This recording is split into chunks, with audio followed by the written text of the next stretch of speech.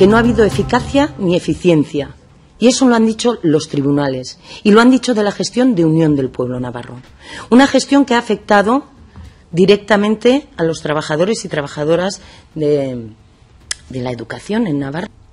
Y si nos preocupan las condiciones laborales del profesorado, no podemos hacer políticas como las que hemos venido viendo que se han hecho.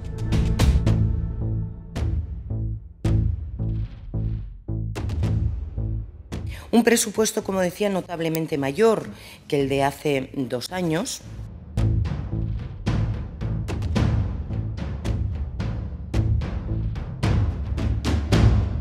Con la subida respecto del anterior presupuesto para educación de este año supone un 1,2% del presupuesto total.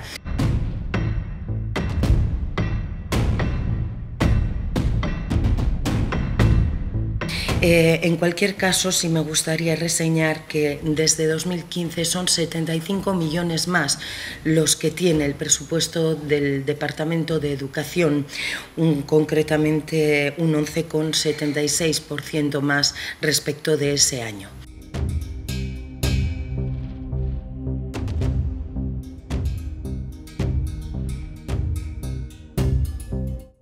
Que en su mayoría o en su práctica totalidad están dirigidos a reforzar, a mejorar y a prestigiar, como es objetivo principal de este departamento y de este gobierno, la escuela pública y la educación pública en Navarra.